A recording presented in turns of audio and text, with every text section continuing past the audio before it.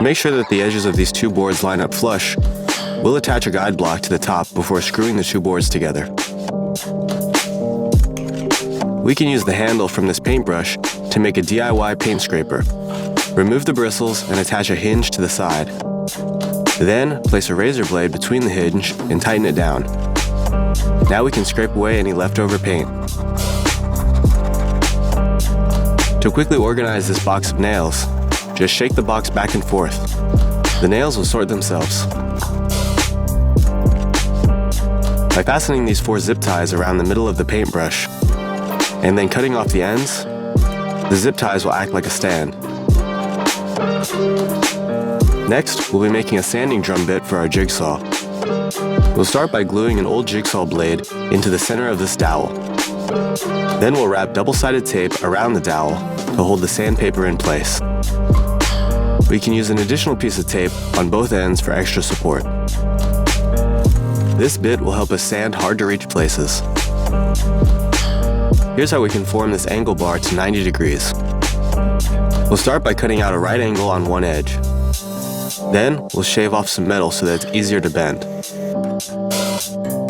Now, we'll place a small bracket on the joint for support. Drill 2 holes. We can collect all the metal dust with a magnet and a plastic bag.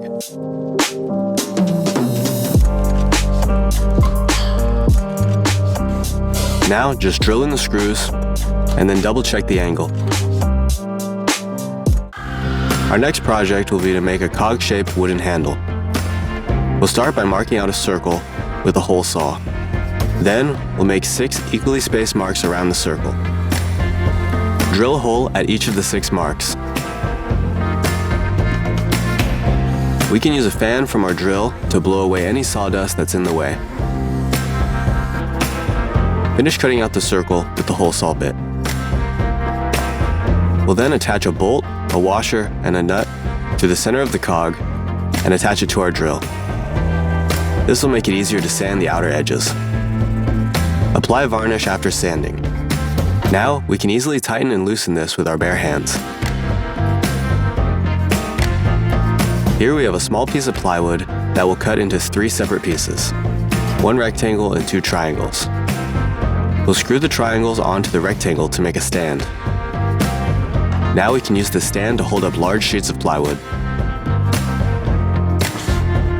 To ensure that we mark the same angle every time with our speed square, we can attach a bolt to the gap in the speed square to lock in the angle.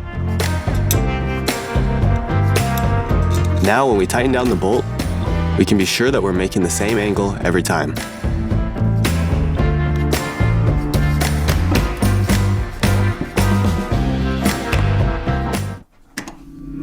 Next, we'll be making a modification to our tri-square so that it can help us mark out 60-degree angles. Mark out a 60-degree angle on the handle, and then use a hacksaw and a file to file down the edges.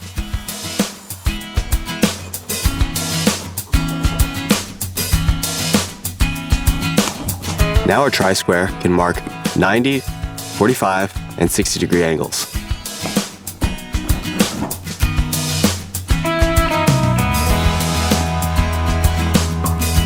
To join these 2 pieces of wood together, we'll be using a marking gauge to cut out a lap joint.